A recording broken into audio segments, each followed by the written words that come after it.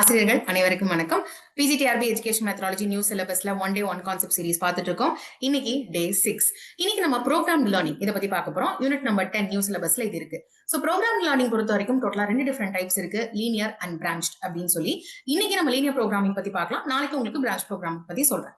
Linear programming அப்படின்றது என்னன்னா, ஒரு ஸ்டூடெண்ட்டுக்கு நம்ம ஒரு அசஸ்மெண்ட் அல்லது ஒரு டெஸ்ட் கொடுக்குறோம் அப்படின்னு வச்சுக்கோங்களேன். அதுல எல்லாருக்கும் டெஸ்ட் ஒரே மாதிரி தான் இருக்கும். இப்ப 10 கொஸ்டின் கொடுக்குறோம்னா அந்த 10 கொஸ்டின் அவங்க கரெக்டா எழுதினாலும் தப்பா எழுதினாலும் ஃபர்ஸ்ட் கொஸ்டினுக்கு அப்புறம் ரெண்டாவதுக்கு அப்புறம் மூணாவதுக்கு அப்புறம் நாலாவது, இந்த மாதிரி ஸ்ட்ரெயிட் பாத்துல தான் போயிட்டு இருக்கும். அவங்க கரெக்டா எழுதினாலும் சரி, தப்பா எழுதினாலும் சரி.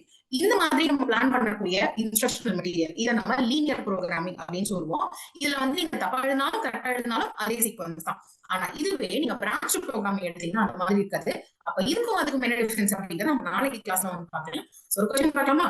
இன் லீனியர் ப்ரோக்ராமிங் தி லேர்னர் பாத் எப்படி இருக்கும் அப்படின்னு கேக்குறாங்க. ரேண்டமா இருக்குமா, டிஃபரெண்டா இருக்குமா, இல்ல சேம் ஃபார் ஆல் ஸ்டூடண்ட்ஸா இருக்குமா, டிசைடட் பை தி டீச்சர் அப்படிங்கறத எனக்கு கமெண்ட் செக்ஷன்ல மென்ஷன் பண்ணுங்க. கரெக்ட் ஆன்சர் ஃபர்ஸ்ட் கமெண்ட்ல பின் பண்ணிக்கோ.